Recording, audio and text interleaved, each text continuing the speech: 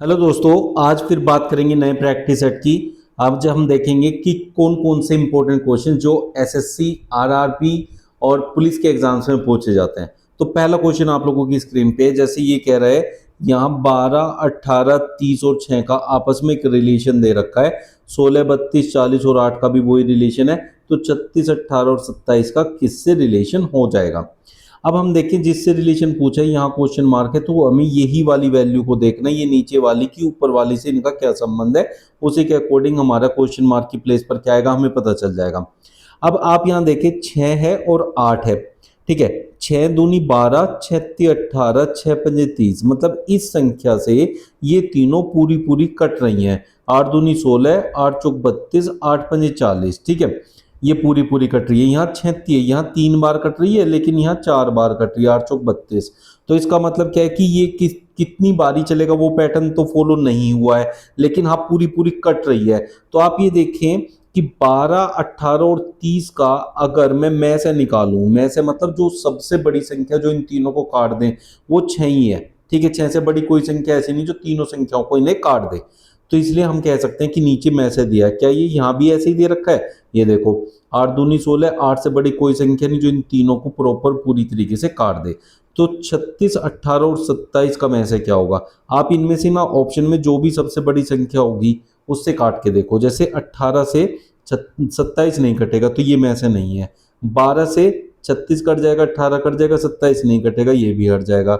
9 से 9 चौक 36, 9 दूनी 18, 9 तीय 27, तो यही आपका में से हो गया। इस टाइप से आप लोग इसे सोल्व कर सकते थे।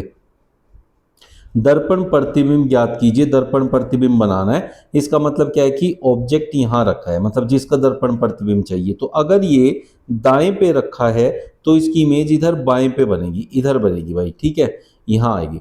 तो जहां से हमारा ये देखो ये क्वेश्चन यहां अगर इधर से चलूं, क्योंकि इधर की तरफ बनाना ना मैं, तो इधर से चलूंगा। अब क्वेश्चन कहाँ मिरर के पास आके खत्म होगा, किस पे, बी पे। तो इधर से जो भी बनेगी इमेज वो बी से शुरू होगी। तो इधर की तरफ आंसर में इधर की तरफ यहाँ बी होना चाहिए, इधर की तरफ बी होना चाहिए, इधर की तरफ बी होना चाहिए, बी होना चाहिए, ठीक है। तो अब इसमें तो सी है, इसे हटा दो सबसे पहले। तो दूसरी चीज क्या है कि अगर हमारे पास बी ऐसे दिया हुआ है तो उसकी इमेज इधर की तरफ बनेगी, ठीक है। ये सीधा बी दे रखा है, इसे हटा दो क्योंकि इधर सीधा नहीं बनेगा, ये भी हमारा गलत हो जाएगा, इसे हटा देते हैं। अब बात करते हैं इन दोनों की, इसकी और इसकी। अब यहाँ देखो यहाँ भी बी उल्टा बना, यहाँ भी, तो ये दोनों में से कोई एक आंसर हो सकता है। अब सी अगर ऐसे है तो सी यहाँ बनेगा जैसे इसमें बना है, लेकिन उसकी जो इमेज बनेगी वो ऐसे होगी, इधर उल्टी बनेगी। तो वो ऑप्शन ए में दे रखा है, तो इसलिए ऑप्शन ए हमारा करेक्ट आंसर हो जाएगा। निम्नलिखित प्रश्न में सादृश्यता ज्ञात कीजिए, मतलब हमें एनालॉगी पता करनी है, और वो भी कौन सी एनालॉगी है, शब्द एनालॉगी। इसमें क्या होता है कि पहले शब्द का दूसरे शब्द से एक संबंध दिया होता है। अब जैसे हम महल का संबंध दिया है झोपड़ी से। अब हमें पता है महल और झोपड़ी आपस में क्या संबंध रखते हैं। भाई महल भी रहने के लिए यूज होता है राजाओं के, और झोपड़ी भी रहने के लिए यूज होती है। लेकिन महल एक बहुत बड़ी सी व्यवस्था होती है या बहुत बड़ा सा भवन होता है, जबकि झोपड़ी बहुत छोटी सी जगह होती है जहां हम रह सकते हैं। तो इसका मतलब दोनों का सेम काम है, बस क्या डिफरेंस है, साइज का डिफरेंस है। तो अगर महल और झोपड़ी के साइज को कंपेयर करा जाए तो झोपड़ी महल के कंपैरिजन में कुछ भी होती नहीं है, ठीक है, बहुत छोटी सी होती है। वैसे ही हाथी के कंपैरिजन में, क्योंकि हाथी भी क्या है, एक जीव है। जीव है, यहाँ भी तो हमने जो है महल रहने के लिए है, झोपड़ी रहने के लिए। तो दोनों कहीं के लिए यूज होती है या क्या है, वो तो दोनों सेम ही है, बस साइज का ही तो फर्क है ना। तो इसीलिए हाथी क्या है, जीव है। जीव है तो कार और बस तो नहीं होंगे। बस एक जीव ढूंढना है, लेकिन उसका साइज इसके कंपैरिजन में ना के बराबर या बहुत छोटा ढूंढना है। तो सबसे छोटा, अब ये भी जीव है, ये भी जीव है, इनमें लेकिन छोटा, जो सबसे छोटा ढूंढना है तो चूहा है। तो इसलिए ऑप्शन सी हमारा करेक्ट आंसर हो जाएगा। द्रव, दूध, नदी जल के बीच में एक आरेख तैयार करना है, जिसको हम कहते हैं वैन आरेख। तो ये वैन आरेख का क्वेश्चन होता है। अब आप देखें दूध और द्रव। भाई अगर मैं इसे द्रव को इससे बना लूं, ये मान लिया मेरा द्रव है, ठीक है।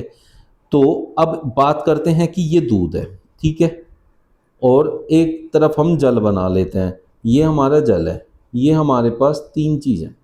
अब दूध क्या होता है, द्रव होता है। जल क्या होता है, वो भी द्रव होता है। लेकिन दूध का और जल का आपस में कोई संबंध नहीं होता। तो ये जब भी बनेंगे दोनों अलग अलग बनेंगे। तो अलग अलग बनने का मतलब है कि अगर ये दूध है तो जल कैसे बनेगा, ऐसे, लेकिन दोनों के दोनों किसके अंडर आते हैं, द्रव के अंदर आते हैं, तो ये ऐसे बनेगा। तो ये होगा इनका वैन आरेख। तो ऑप्शन ए आपका करेक्ट आंसर हो जाएगा। निम्नलिखित शब्दों को शब्दकोश में आने वाले क्रम के अनुसार लिखें। शब्दकोश में क्रम कैसे बनता है, जैसे मान लिया मैंने लिखा है BAN और मैंने लिखा है BOX, तो B दोनों में सेम प्लेस पे आता है अंग्रेजी वर्णमाला में, A पहले आता है O से, तो ये पहले लिखा जाएगा उसके बाद ये आएगा, जैसे डिक्शनरी में रहता है। तो उसी प्रकार से ढूंढना है यहाँ 5 लेटर्स में। तो सबसे पहले तो सब में B दे रखा है, उससे हम पता नहीं कर सकते। सब में A दे रखा है, उससे भी पता नहीं चलेगा क्योंकि सेम हो गए। यहाँ भी N है, इससे भी पता नहीं चलेगा। उसके आगे देखेंगे तो यहाँ A है, यहाँ I है, यहाँ D है, यहाँ A है और यहाँ D है। तो अब देखेंगे अंग्रेजी वर्णमाला में इनमें से कौन पहले आता है। तो A पहले आता है, तो A वाले 2 हैं। अब A वाले अगर 2 हैं तो आप क्या करेंगे, A वाले अगर 2 हैं तो फिर हमें करना होता है कि A के आगे वाला लेटर इन दोनों में कंपेयर करेंगे। A वालों में A से आगे यहाँ L दे रखा है और यहाँ N दे रखा है। अब L 12 पे आता है, N 14 पे आता है, तो पहले कौन आएगा, ये वाला। तो 1 से स्टार्ट होगा, फिर ये आएगा दूसरे वाला, क्योंकि ये आपका A वाला है, मतलब दोनों है ना। फिर A के बाद क्या आता है, यहाँ I की D आता है, तो D में भी 2 हैं हमारे पास। D के बाद यहाँ I है और D के बाद यहाँ A है, तो ये पहले आएगा, तो 4, फिर आएगा 5। अब बचा कौन हमारे पास, सिर्फ ये 3। 1 2 4 5 3 हमारा आंसर हो जाएगा, जो कि ऑप्शन सी में गिवन है। FED का जो रिलेशन M के I से है, PON का रिलेशन वही किससे होगा। इसका मतलब क्या होता है, इनमें ज्यादातर है ना पहले लेटर को पहले लेटर से ही कंपेयर किया होता है, जैसे F को M से कंपेयर किया है। अब F आता है 6 नंबर पे, M आता है 13 नंबर पे, इसका मतलब हमने यहाँ +7 किया है। फिर E का रिलेशन K से है, E है 5 पे और K होता है 11 पे, तो यहाँ +6 किया हुआ है। यहाँ D है 4 पे और यहाँ I है 9 पे, तो यहाँ +5 किया हुआ है। तो इसका मतलब हमने घटते क्रम में ऐड किया है, लेकिन उनकी प्लेस वैल्यू में ऐड कर दिया है।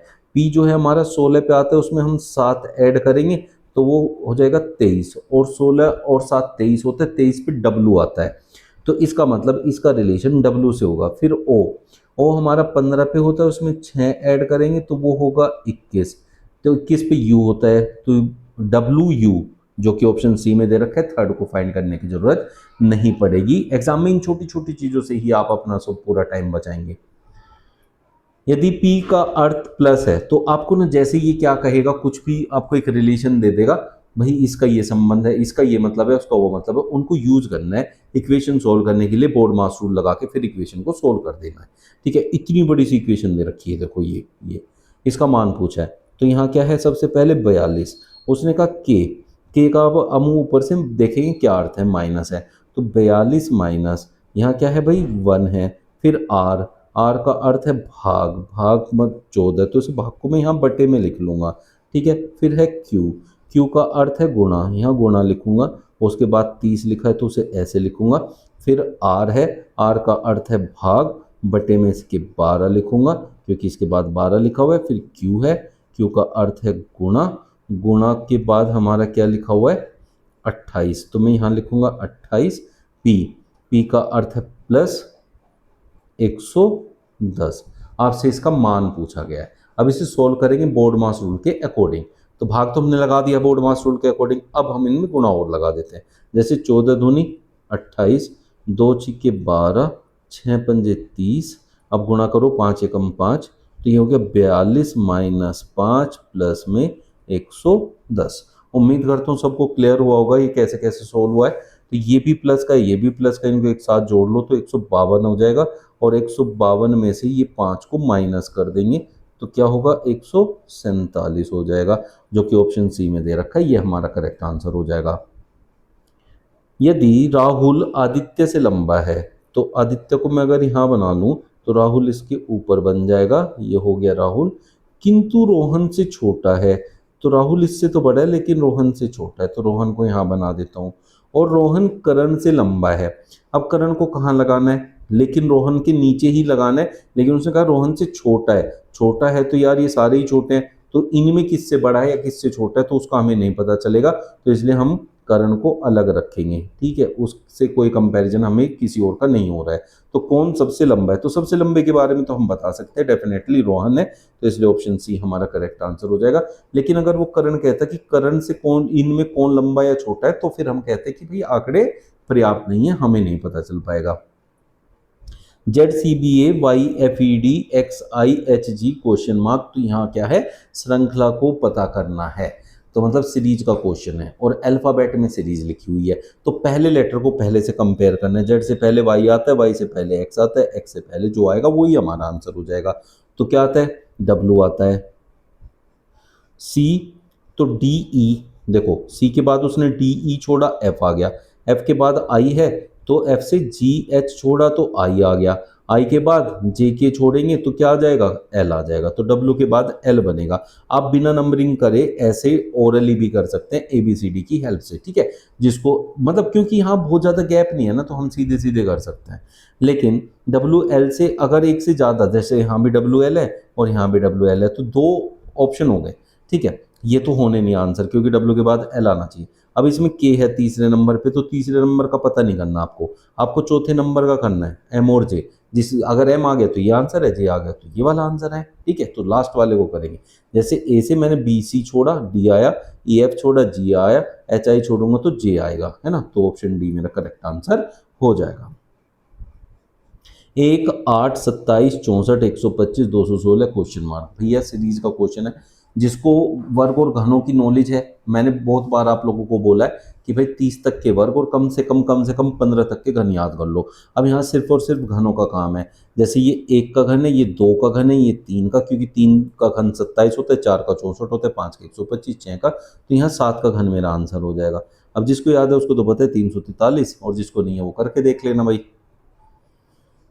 विकल्पों में से विषम शब्द चुनिए, अब हमें विषम ढूंढना है। अब विषम क्या है कि इनमें एक पैटर्न देखेंगे सब में क्या बना हुआ है, जिसमें 3 एक जैसे होंगे, तीनों का पैटर्न एक जैसा होगा, एक अलग तरीके से होगा, जो अलग तरीके से वो हमारा आंसर है, विषम उसी को कहते हैं, असंगत भी उसी को कहते हैं, ठीक है। अब ओड वन कहेगा तब भी वही होगा। अब हमने ना एक बात नोट करी है यहाँ कि सबके आखिर में ए नजर आ रहा है, तो इसे तो हमें चेक नहीं करना, इसको भूल जाओ थोड़ी देर के लिए, बाकियों को चेक कर लो, इसे तो हटा दो। अब एस टी यू देखो, अब एस टी यू का क्या मतलब होता है, अब हमारा एस जो है वो कितने नंबर पे आता है, ठीक है, अब एस आता है 19 पे, टी आता है 20 पे, और यू आता है 21, एस टी यू, तो मतलब लगातार एम के बाद एल। अब आप ये देखिए पी से इधर की तरफ से हैं, P Q R, K L M, F G H, और ये इधर से चल रहे हैं, ठीक है, आप समझ गए। तो ये जो है ए अलग हो गया, क्यों हो गया अलग, बात को समझो ना, इसने बढ़ता क्रम इधर से है जबकि इनका बढ़ता क्रम इधर से है, ये बाकी घटते क्रम में लिखे हुए हैं, जैसे यहाँ 18 17 16, तो मैं इस तरफ से पढ़ा था 16 17 18, तो ये इधर से बढ़ते क्रम में, क्योंकि इधर से जब बढ़ता क्रम होता है ना, बढ़ता क्रम पढ़ना ज्यादा आसान लगता है ना हम लोगों को। ये हमारे पास बीच बीच में ब्लैंक्स दिए होते हैं और ये खाली स्थान हमें भरने होते हैं। इस टाइप के बहुत सारे क्वेश्चन मैं आप लोगों को करा चुका हूँ। इसको देखिए कैसे करते हैं। पहले सबसे पहले हम लोग देखेंगे कि कितने लेटर्स हैं यहाँ, 2 2 4 2 6 2 8 2 10 2 12 14 15, 15 है तो 3 3 के पेयर बनाओ और फिर देखो उनमें क्या पैटर्न बन रहा है भाई, ठीक है। 3 का पेयर ये बनाया, 3 का पेयर ये बनाया, 3 का पेयर ये बनाया, 3 का पेयर ये बनाया और 3 का पेयर ये बनाया। अब जहां आपको पूरा पेयर बना हुआ मिल जाए ना, वहां से आपको आंसर मिलता है। जैसे ये देखो D E F, D E F, तो मतलब एक बढ़ते क्रम में है, डी के बाद ई आता है, ई के बाद एफ आता है, तो बढ़ते क्रम का पैटर्न यहाँ यूज हुआ है, तो इसका मतलब ए बी सी होना चाहिए। लेकिन ये स्टार्ट कहाँ से हुआ है, इसके लास्ट के 2 लेटर से, बी सी, बी सी है तो बढ़ता क्रम डी होना चाहिए, फिर लास्ट के 2 लेटर लेने चाहिए, वो ले रखे उसने सी डी, तो यहाँ क्या होना चाहिए ई, फिर डी ई, ये लास्ट के 2 ये ले लिया, यहाँ से हमें कंफर्म हो गया कि हमने सही किया है। और ये लास्ट के 2 लेटर ई एफ यहाँ आया, तो यहाँ क्या आएगा जी। तो आपने क्या क्या यूज किया है, बस उसी को देखेंगे, सी डी ई जी, सी डी ई जी ऑप्शन बी में गिवन है, ये आपका करेक्ट आंसर होगा। ईट को 517, हेट को 917, सेट को 317 लिखा जाता है तो उसी सांकेतिक भाषा में हेड्स को किस प्रकार लिखा जाएगा। जब इतने सारे कोड दिए होते हैं ना तो बच्चे कंफ्यूज हो जाते हैं, बच्चे कहते हैं यार ये तो बड़ा कंफ्यूजिंग सा क्वेश्चन है। भाई मेरे बात याद रखो, जितने ज़्यादा कोड देगा उतना आसान होगा क्वेश्चन, क्योंकि जब ज़्यादा कोड देते हैं जैसे ईट, हैट, सेट और यहाँ पूछा है हेड्स, तो डेफिनेटली जो ऊपर दिए हैं ना उन्हीं लेटर को पूछा होगा। देख लो, चाहे एच ए ऊपर दे रखा है, ये रहा एच ए टी, देख लो दे रखा है, ई एस, ई यहाँ से मिल जाएगा, एस यहाँ से। तो इसका मतलब क्या होता है, हमें ऊपर से बस कोड को कंपेयर करना होता है और कुछ भी नहीं करना होता। तो जितने ज़्यादा यहाँ आपको क्वेश्चन में मतलब कोड बना के देगा, जितने ज़्यादा उसका कोड देगा उतना ही वो ईजी होगा, बस ये याद रखना है। तो एच ए टी तो 917 है, तो पहले 3 लेटर तो मुझे यहीं से मिल गए। फिर ई ये रहा इसका पहला 5 और एस इसका पहला 3, तो 91753, 91753 ऑप्शन ए में दे रखा है, ये हमारा करेक्ट आंसर होगा। इजी है ना। निम्नलिखित प्रश्न में दिए गए विकल्पों में से विषम शब्द युग्म को चुनिए। विषम शब्द, अब देखो यहाँ पे ना पारा, तरल, गन पाउडर, ठोस, कपूर गैस, हीलियम गैस ऐसे करके दे रखा है। तो आपको यहाँ जो ओड वन है ना वो क्या है ना, 3 एक जैसे और एक अलग नहीं होगा। यहाँ आप देखो एक संबंध दे रखा है किसका, पारा का तरल से, और हमें पता है पारा तरल फॉर्म में मिलता है, होता तो है धातु लेकिन इकलौती धातु है जो तरल पदार्थ में होती है। ठीक है, गन पाउडर ठोस होता है, कपूर भी तो ठोस होता है, यहाँ गैस लिखा हुआ है तो ये गलत है। ठीक है, क्वेश्चन ऐसे लिख के देगा तो हमें लगेगा 3 एक जैसे होंगे और एक अलग होगा, जबकि है तो 3 एक जैसे। 3 एक जैसे मतलब ये बात सही है, ये सही है, ये सही है, ये गलत है। तो 3 सही एक गलत बात दे रखी है, 3 एक जैसे हो गए, ये अलग हो गया। बट यहाँ सही और गलत को मैच करना था। ठीक है, उम्मीद करता हूँ ये सारी चीज़ें आपको अच्छे से क्लियर हुई होंगी। ये आज आपका प्रैक्टिस सेट था, जिसको बढ़िया लगा यार लाइक करके जाना, और नए हो तो चैनल पे सब्सक्राइब कर देना, ज़्यादा से ज़्यादा शेयर कर दो भाई, बढ़िया मज़ा आ जाएगा। ज़्यादा से ज़्यादा बच्चों तक पहुंचा दो इसको। कल फिर लेके आऊँगा यही प्रैक्टिस सेट ऐसा ही टाइप का। Thank you.